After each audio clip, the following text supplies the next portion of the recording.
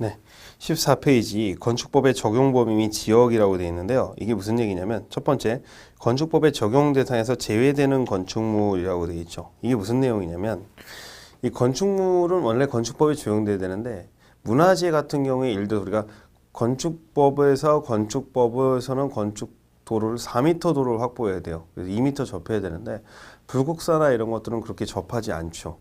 그런데도 왜 허가가 날까요? 사실 불국사 같은 건축 허가 대상이 아니죠. 문화재 보호법으로 적용하기 때문입니다. 그래서 다시 얘기하면 겉으로 보면 건축법이 맞아요. 건축물이 맞는데 건축법을 적용하지 않고 다른 개별법들이 적용되기 때문에 건축법을 적용하지 않는 건축물이라는 거죠. 그래서 자, 그러면 이제 다음에 해당하는 건축물에 이를 적용하지 아니한다 해서 문화재 보호법에 따른 지정 문화재나 가지정 문화재, 그렇죠? 가지정 문화재, 문화재 보호법. 그래서 철도와 궤도에서 철도에서 운전 보안 시설 같은 경우는 뭐냐면 딸랑딸랑하면서 이렇게 내려오는 거 있죠. 그런데 내려오는데 거기 이제 영무원님이 비 오는 날이나 이럴 때는 안에 좀 휴식하고 있어야 되잖아요. 그런 공간이라는 건 지붕이 있잖아요. 지붕이 있으면 건축물인데 건축법에 적용되지 않는다는 거죠. 그렇죠? 철로에 대한 시설, 플랫폼 같은 것들도 마찬가지죠. 고속도로 통행료 징수 시설, 이거는 톨게이트에서 표 받는 거잖아요. 그런 것도 건축물은 건축물인데 건축법에 적용되지 않고 도로법에 적용되고요. 컨테이너를 이용한 간이창고인데 이거는 팔레트 같은 거 이어서 이제 들어 올릴 수 있는 것들, 간이창고는 뭐야? 건축법에 적용되지 않고 산업 집적과 설비에 관한 법률이 적용된다는 거죠. 그래서 이런 것들은 이제 외우실 때는 뭐 다른 여러 가지만 있는데 이제 철, 문, 칸 이렇게 외우시면 돼요. 그래서 고는 뭐야? 고속도로 통행료, 철도는 철도 관련 시설, 문화재 및 문화재, 컨테이너. 그래서 고철, 문, 칸 또는 이렇게 외우시면은 네 개는 뭐야? 건축법에 적용되지 않는다는 거죠. 그런데 컨테이너. 그럼 이제 주의해야 될 게 뭐냐면 전에 설명했지만 건축법에 적용되는 경우가 있어요. 어떤 경우에 화장실이 있는 경우에 건축법에 적용되는데 우리가 고속도로 통행료 징수시설은 화장실이 없죠. 철도 플랫폼도 화장실이 없는데 그렇죠? 화장실이 있는 건 건축법에 적용됩니다. 그래서 예를 들어서 철도 역사라든지 철도 역사 또는 뭐야 고속도로 휴게소 이런 것들은 건축법에 적용이 됩니다. 알겠죠? 그래서 우리가 가끔 볼 때 두 문자를 외웠을 때 뭐 철, 문 이렇게 외우시면 문제가 되는 게 철도에 관련된 어떤 시설인지 모르는데 철도 역사는 건축법에 적용되고요. 고속도로 휴게소도 건축법에 적용됩니다.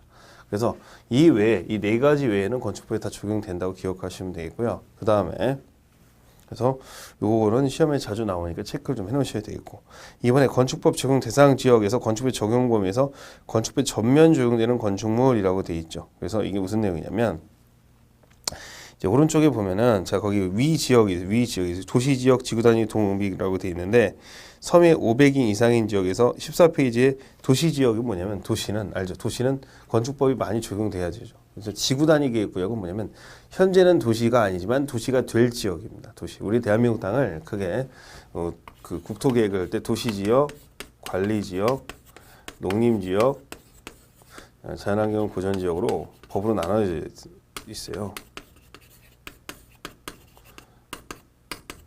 근데 이 도간 농자로 나눈다고 보시면 되는데 자연환경 보전 지역인데 그중에 도시를 제한 나머지 지역을 시골이라고 합니다.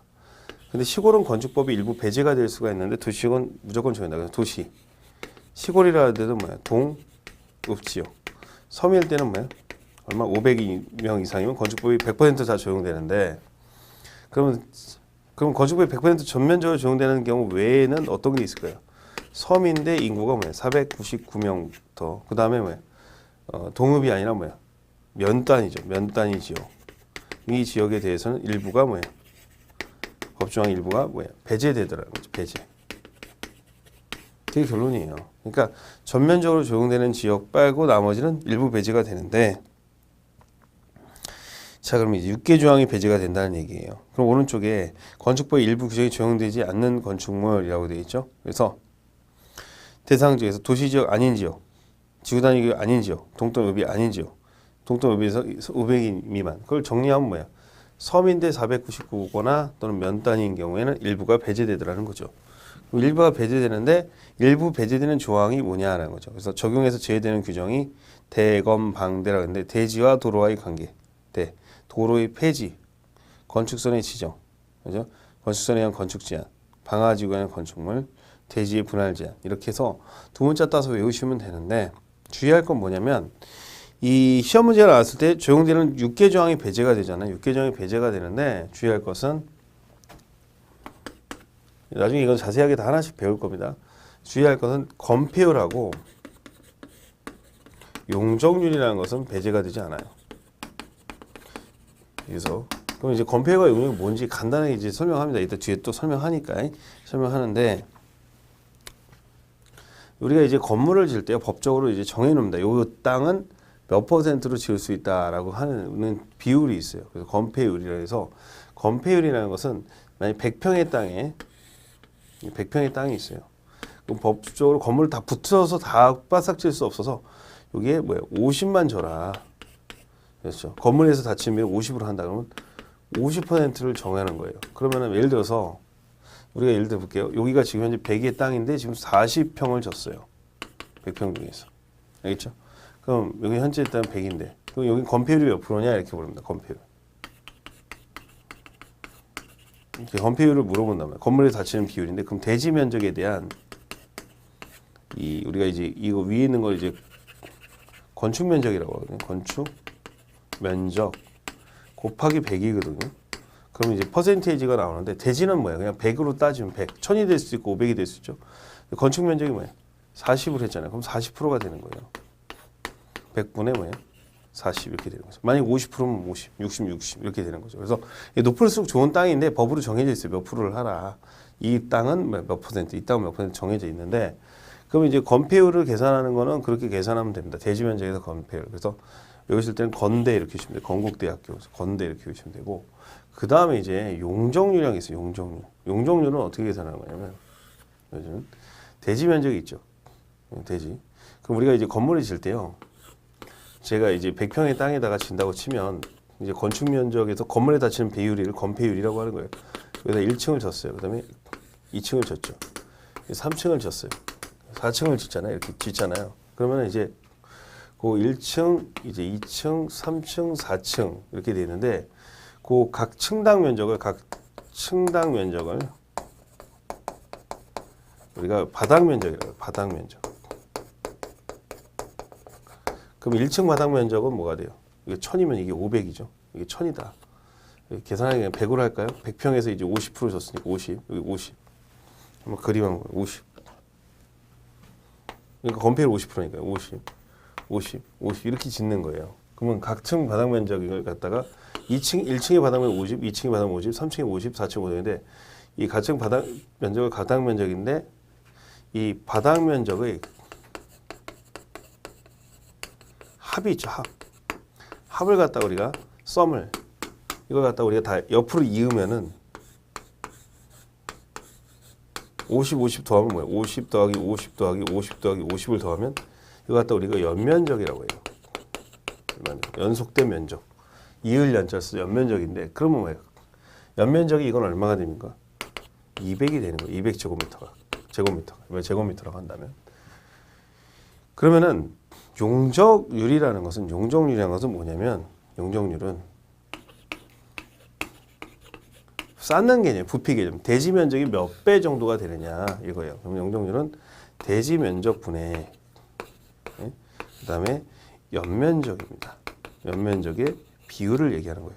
그러면은 대지 면적은 여기서 분모가 100이라고 치고 곱하기 100이죠. 100은 대지는 100이고 연면적은 얼마가 됩니까? 200이 되잖아요. 그죠? 곱하기 100이란 말이에요. 그럼 어떻게 됩니까? 200%가 되는 거예요. 다시 얘기하면 이것은 이렇게 하면 대지 면적만큼 되잖아요. 여기 대지 면적만큼 되고 이게 뭐예요? 대지 면적이 몇 배라는 거예요? 이렇게 눕혔을 때 2배라는 거죠. 2배. 그런 뜻이에요. 외우실 때는 이제 연대 이렇게 좀 연대. 대지. 그러니까 분모는 둘 다 뭐죠? 대지 면적이죠. 이제 설명하겠는데 미리 설명을 하는 겁니다. 근데 여러분들이 이제 이런 거 한번 생각해 보세요. 용적이라는 건 쌓는 개념입니다. 쌓는 개념인데 제가 여기 만약에 이제 좀 설명하면 여기 이제 B1이 있어요. B1. B1이 이제 예를 들어 50입니다. 근데 용적이라는 건 쌓는 개념일 때 용접에서 이거의 연면적은 뭐냐면 연면적은 이거는 이렇게 되면 50이 되면 바닥 면적이 합계니까 50. 1층 바닥 2층에서 지하 1층도 다 세는 겁니다.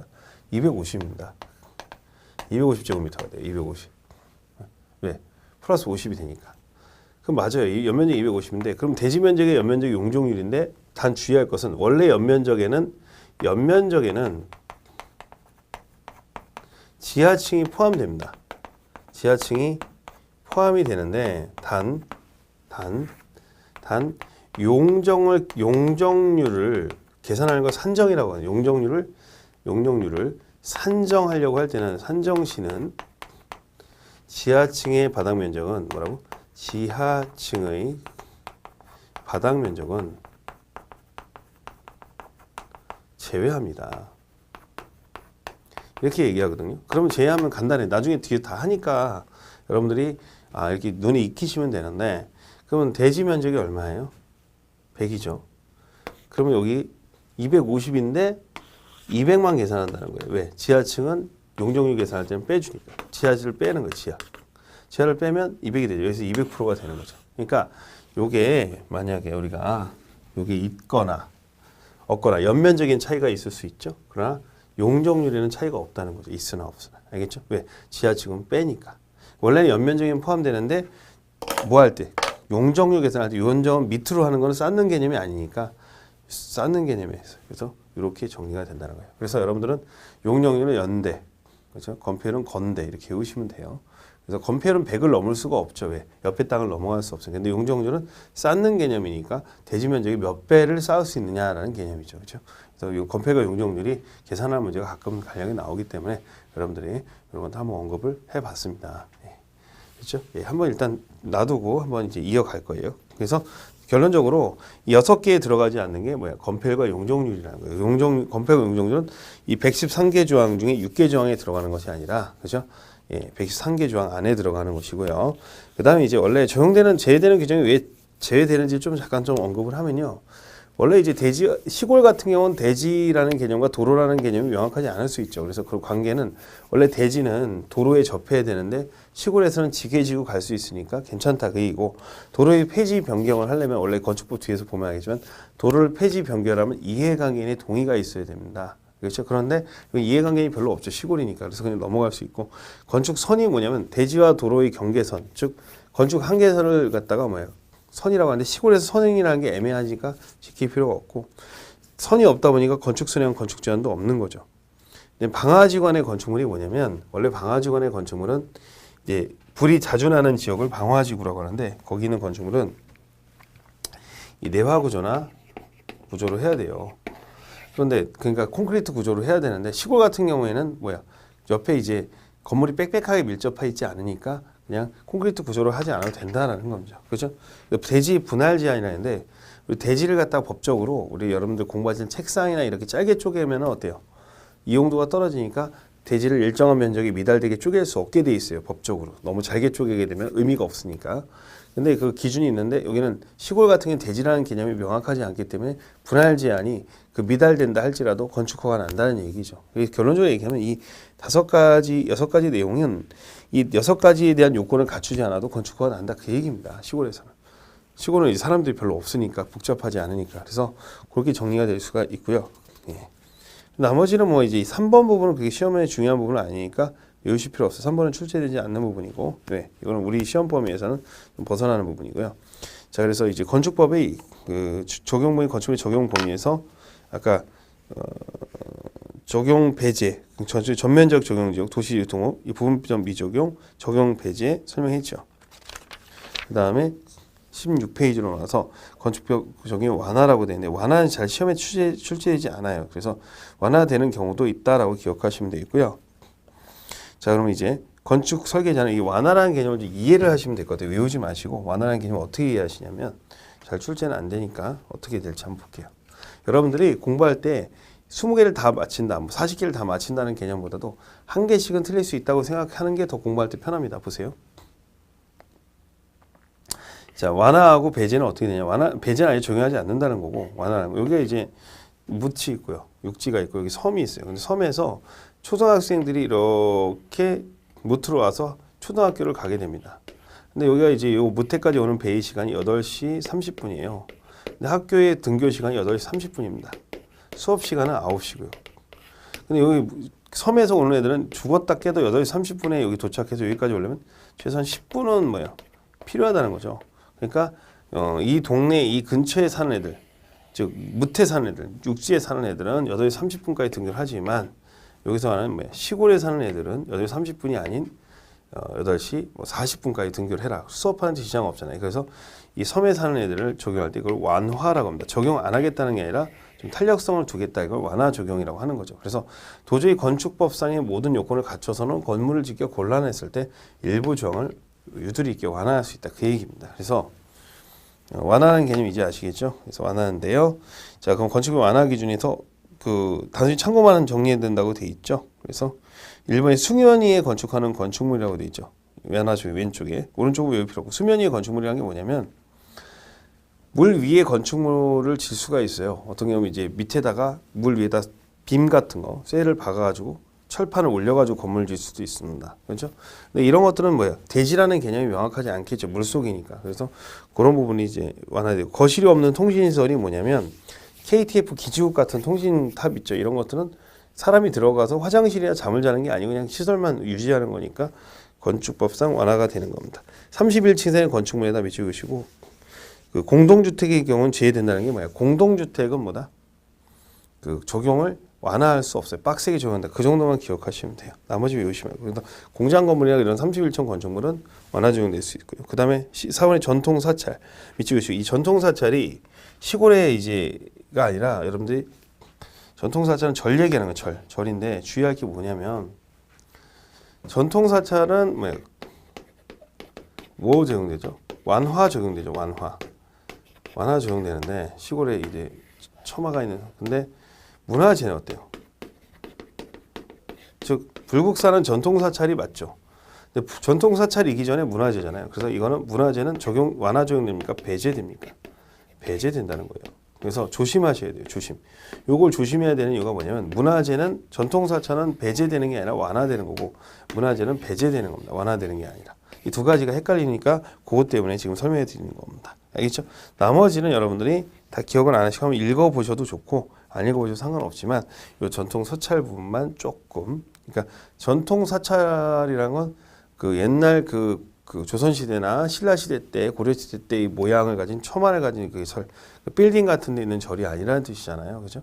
그런 부분에 대해서도 그러니까 적용을 하되 완화 적용하겠다. 이 처마나 이런 길이가 좀 길어도 좀 약간 유두리 있게 해주겠다 그 얘기고 그런데 다만 뭡니까 배제되는 것은 아니다. 그죠? 그래서 예를 들어 그렇게 따지면 전통 가옥이나 전통 한옥 같은 경우도 마찬가지인데 말입니다.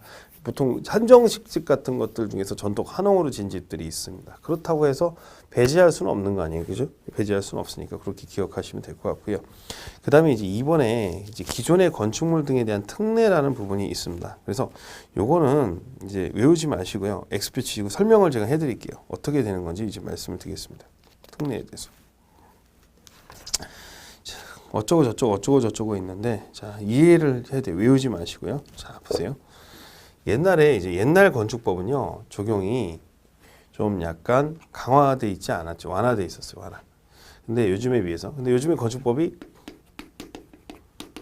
강화돼 있습니다. 옛날에 비해서 이제 소방 기준이라는 게 강화돼 있죠. 강화돼 있어요. 그러면 예전에는 이렇게 했었을 때 계단이 2개가 필요했어요. 계단이 2개. 여기 계단 하나, 여기 계단이 하나 더 필요했었는데 근데 이제 보통 건물에 계단은 안에 있잖아요. 근데 옛날에는 건축법상 계단이 하나만 있었어도 됐는데 건축법이 강화되면서 계단이 2개 있어야 된대요. 그러면 기존 건축물에서 원래 계단 설치하는 면적이 없었는데 이걸 추가로 설치해야 되니까 이건 잘못해서 설치하는 거예요. 법이 바뀌어서 하는 거예요. 법이 바뀌어서 하는 거기 때문에 어느 정도 완화해 주겠다라는 겁니다. 외우지 마시고요. 기존 건축물에 대해서 그 건축물에서 그냥 할 필요는 없고요.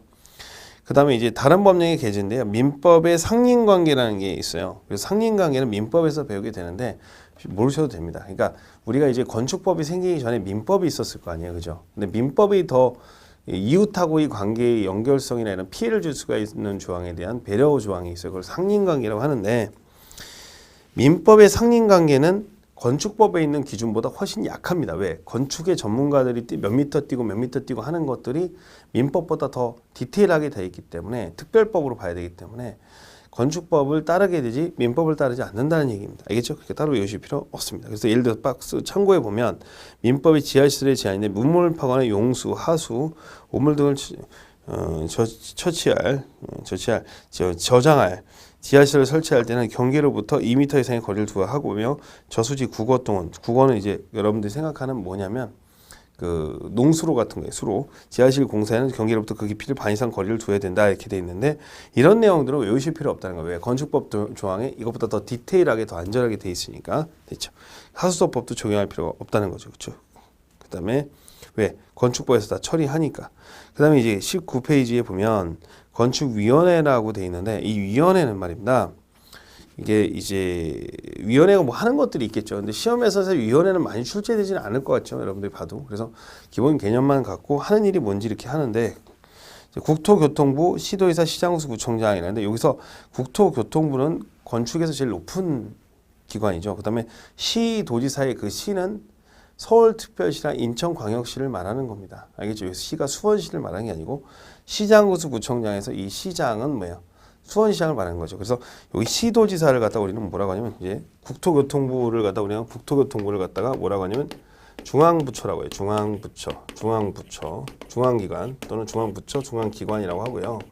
그다음에 시도를 갖다가 우리가 특별시나 특별시, 광역시, 그다음에 뭐야? 경기도 이런 것들 갖다가 이제 이걸 이제 광역자치단체라고 해요. 광역자치단체라고 하고요. 그래서 광역자치단체장이 결정하는 게 있어요. 시도지사가. 그다음에 시군구라고 하는데 이 시군구에서 보세요. 이 시는 수원시를 말하는 거거든요. 수원시. 그다음에 이 구잖아 말이에요. 그렇죠? 그러면 시군은 어디 있죠? 도에 있죠. 도. 그렇죠? 그다음에 구는 특별시나 광역시 있잖아요.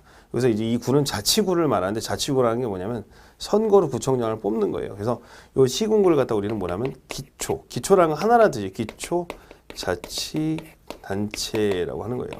알겠죠? 그래서 이제 이런 애들 이제 얘기하는 겁니다. 일단 기본적인 거로 행정에 대한 중앙부처, 중앙정부부처, 중앙부서, 중앙관서 또는 중앙관서라고 하는 중앙관서, 대통령이 직접 중앙관서라고 하고, 근데 시도는 광역자치단체, 시군구는 기초자치단체죠. 그래서 시 안에 뭐예요? 구가 여러 개가 있죠. 이렇게 나눠지게 되는 겁니다. 알겠죠? 네.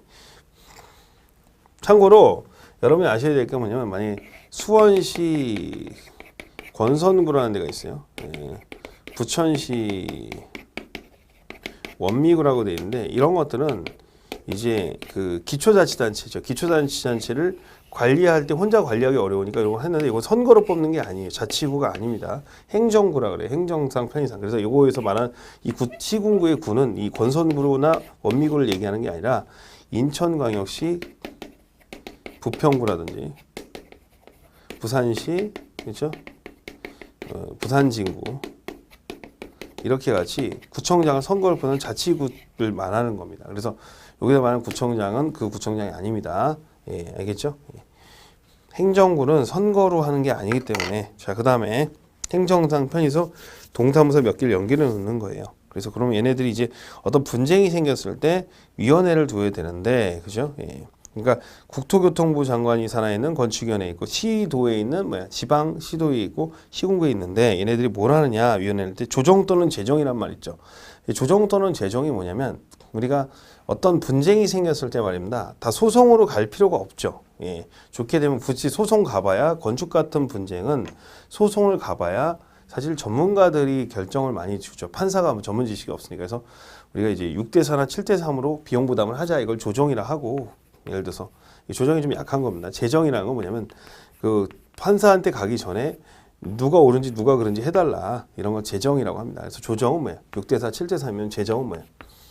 이제 누가 옳고 누가 그르다 이렇게 재판에서 정한다고 합니다. 그러니까 원래 재판은 사법부 판사가 하는 건데 판사가 너무 힘들잖아요. 올해 행정적인 게 많으니까 전문가들이 모여서 건축 전문가나 이런 변호사들이 모여서 이 사전에 뭐야 구제를 해줄 수 있도록 분쟁에 대해서 해결을 해주자. 즉 행정부 안에서 그렇게 얘기하는 겁니다. 그렇죠? 판사가 하는 게 아니라. 그러니까 판사가 하는 재판을 하게 되면 이런 거 안 해도 되는데 그런 게 너무 비용도 많이 들고 시간도 많으니까 건축에 대한 분쟁이 있었을 때 분쟁 조정 재정인데 조정의 6대4 7대3이라고 생각하면 되고 그렇죠? 재정은 뭡니까? 누가 올 거고 누가 그러다 이렇게 생각하시면 돼요. 이런 것들에서 위원회를 두게 되는데 어떤 것들이죠? 1번 이 법과 재정 개정의 사항 등등등. 네. 자, 건축 및 건축의 분쟁이 조정 재정. 그렇죠? 근데 다만 시도의 3위 시장구청장들은 건축위원회는 제외된다 이렇게 되죠. 됐어요? 예. 쭉 나와 있고 자 이번에 뭐 국토교통부장관 시도의사의 군수는 구청장 건축위원회 심의를 효율적으로 수행하기 위해서 다음 전문위원회를 두고 운영할 수가 있는데 이 전문위원회가 뭐냐면 이렇게 생각하시면 돼요. 각 파트별로 소방이면 소방, 그다음에 난방이면 난방, 냉방이면 냉방, 그다음에 건축도 파트가 다 있잖아요. 그걸 파트를 나눠서 이제 심사한다는 거고요. 전문위원도 이제 그 건축 분쟁 전문위원회가 어디 있죠? 국토교통부, 이 건축 민원 전문위원회, 시도, 시공구, 그렇죠, 등등등이 있는 겁니다. 그렇죠? 예. 심의 담당하고요. 예. 하나 넘겨보세요. 중앙건축위원회라고 되어 있어요. 중앙건축위는 국토교통부에 있는 게 중앙부처니까 다음 각 호의 사항의 조사, 심의 또는 조정 제정을 위해서 국토교통부의 위원장 및 부위원장 한 70명 동안 있어요. 그래서 중앙건축위원회인데 얘네들이 하는 일은 여러분들 한번 읽어보시면 돼요. 법 명의 시행에 관한 사항, 건축의 건축 대선 용도 변경 등등에 관한 사항, 그죠? 예, 그래서 그 다음에 2번 중앙건축위원회 위원장, 부위원장, 위원회 자격, 임명, 위촉, 제척, 기피, 회피 등등에 대해서는 뭐다? 국토교통부령, 즉 시행규칙으로 정하고요. 자, 전문위원회, 파트를 나눠지는 거죠. 그래서 국토교통부 장관은 건축위원회, 즉 중앙건축위원회 파트 70명이나 되니까 70명을 파트로 나누게 되는 겁니다. 파트로 나누는데 박스에 보면 건축계획, 건축구조, 건축설비 등등등으로 나눠지죠. 이거 외우실 필요는 없습니다. 지방건축위원회가 있는데 지방건축에도 그 심의에서 특별시, 광역시도, 특별자치도, 시도. 그래서 특별자치도랑 특별자치시는요. 예. 특별자치도. 그렇죠? 이래서 얘네들이 뭡니까? 시도라고 보고 지방건축 심의사항 조례 미치고 건축도 관련된 분쟁 조정, 건축선, 그렇죠, 이런 것들. 그 다음에 4번에 다음의 강목에 언어에 해당하는 건축물인데 문화 및 집회시설에서 다중이용 건축물 기억하시면 돼요. 다중이용 건축물, 문화 및 집회시설, 그렇죠? 종교시설, 판매시설, 운수시설, 그 다음에 여객령, 의료시설, 종합병원, 숙박시설. 그래서 아까 다중이용 건축물이죠. 5천 이상, 또 16층 이상의 건축물 미축, 미관지구 건축물, 그 다음에 분양을 목적으로 한 건축물 등등등 됐습니다. 예. 그래서 대충 하고 시도 건축인의 심의사항 16층에 3만 이렇게 체크하고 중앙건축인 심의 50층 이상 200 아까 초고층 건축물 이런 것들을 심의할 수가 있습니다. 체크만 하시면 되고요. 지방건축위원장서부터 이 내용은 따로 외우실 필요는 없습니다. 예, 여러분들이 읽어보시면 될 것 같고 그래서 심의사항들이 있고 중앙건축위원회가 있고 거기 소위원회가 또 있죠. 그렇죠? 전문위원회가 있다. 예, 됐어요. 그 정도 기억하시면 되고 시험 문제로 출제됐던 것들은 몇 명이냐, 70명이냐 이런 것들 체크해 놓으면 될 것 같고요. 그 다음에 어떤 사안을 검토하는가, 그렇죠? 이렇게 구별해서 하시면 될 것 같아요. 그 다음에 이제 건축물의 건축에서 23페이지 허가 대상 건축물의 사전 결정 신청이라는 말이 나오는데 여기에 대한 이야기를 합니다. 이제 건물을 지을 때 어떻게 하는가 하는 내용인데요. 이제 어떤 내용이냐? 위원회까지 설명했고요.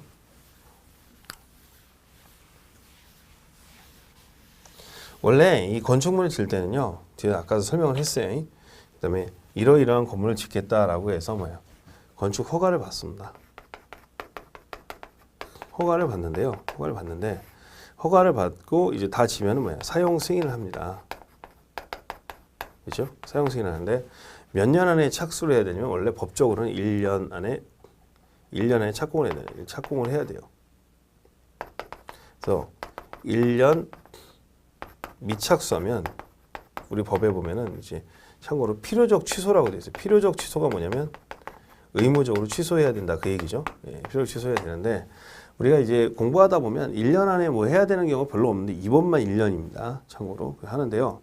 이 건축 허가를 할 때는 내가 이러이러한 건물을 짓겠어요라고 해서 설계도라는 게 있을 거고요. 이러이러한 용도에 의해서 짓겠어요 하는데 이 용도가 있겠죠. 이걸 갖다 일반적으로 건축주가 하는 게 아니고요. 건축주라고 하는데 건물 짓는 사람이 건축주가 하는 게 아니고 그렇죠.